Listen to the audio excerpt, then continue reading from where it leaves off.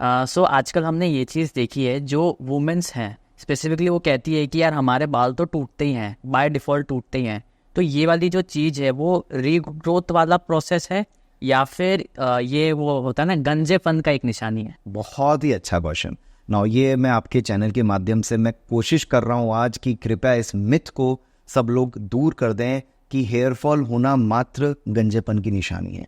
हमारे पास रोज के पेशेंट्स इस बारे में आते हैं और हमको बार बार समझाते हैं, जैसे ही वो आके कहते हैं कि डॉक मेरे बाल गिर रहे हैं। हाँ हाँ, मैं कंगे में आ जाते हैं इतना मैं पूरा। कहता हूँ बाल तो मेरे भी गिर रहे हैं।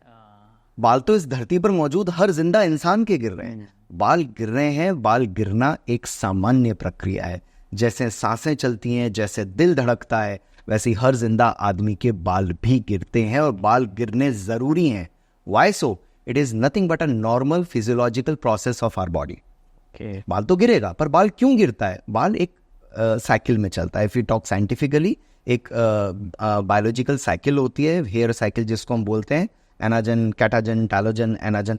तो बार बार बाल उस साइकिल में रन करता है। एनाजन जो साइकिल होती है, एनाजन जो फेज होती है, वो एक ग्रोथ फेज होती है। तो जब बाल उस फेज में होता है वो लगातार ग्रो करता रहता है। लेकिन जब उसकी एक तरह से कहा जाए वो उम्र हो जाती है या फेज खत्म हो जाती है, तो वो रेस्टिंग फेज में और रिग्रेसिंग फेज में जाता है एंड वहां से वो बाल टूट के गिर जाता है। But your root is intact and उस रूट में से नया बाल बाहर निकलता ही निकलता है। तो आपको एक्चुअली हेयर फॉल से डरने की ज़रूरत नहीं है। दिन के 50 से 100 बाल तक रोज का गिरना नॉर्मल माना जाता है। और जिस समय मतलब सुबह से लेकर शाम तक जब आप कंघी कर रहे हो और इतने बाल निकल रहे हैं, दैट्स ओके। और जिस समय आप हेड वॉश ले रहे हैं तो लगभग 200, 250, 250 बाल का भी निकलना नॉर्मल है। पूरा से गुच्छा बन के गिर। Don't go by the size of that गुच्छा।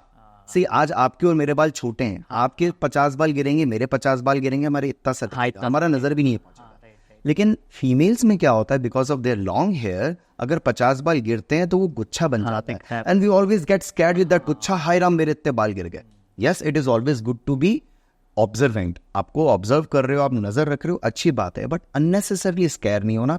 We should know when to get alert. हमें पता होना चाहिए क्या नॉर्मल है और क्या एबनॉर्मल है। तो मैं ये बताना चाह रहा हूँ कि mere a hair fall is not abnormal. आप उससे ना घबराएं, वो एक हमारी नॉर्मल बॉडी की फिजियोलॉजिकल प्रोसेस का पार्ट है। मैंने आज आपको एक नॉर्मल काउंट बता दिया है और अगर उससे डेफिनेटली ज़्यादा आपका गिर रहा है तो yes, you should consult your डर्मेट first and वो उसके कारण का पता लगाएगा कि क्यों अचानक से बाल ज़्यादा गिर रहे हैं और फिर उसका इलाज करेगा। एक और चीज़ होती है जिसमें कई बार हेयर फॉल बहुत ज़्यादा नहीं होता बट फिर भी साइंस ऑफ बॉल्डनेस दिखने लग जाता है। पेशेंट्स कहते हैं कि सर गंजापन आ रहा है पर बाल तो हमारे इतने ज़्यादा नहीं गिर रहे हैं।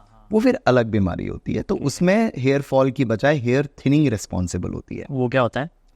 बाल जो है नॉर्मल कैलिबर का या जो नॉर्मल थिकनेस एंड लेंथ का होता है, वो धीरे धीरे आप कह सकते हैं कि वो मिनिचराइज होता चला जाता है। Now what is this मिनिचराइजेशन?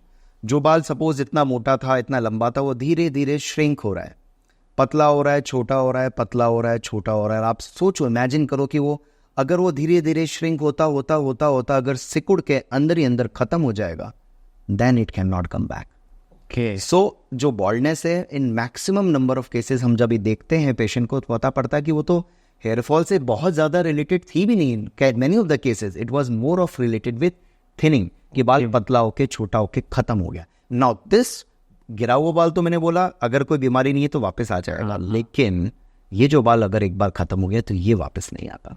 और इसलिए इसका बचाव ही उपचार है। अगर किसी भी पेशेंट को या किसी भी बंदे या बंदी को ये चीज़ नज़र आ रही है कि उनको हल्का सा भी साइंस ऑफ बॉल्डनेस नज़र आ रही है तो they should immediately seek for the consultation.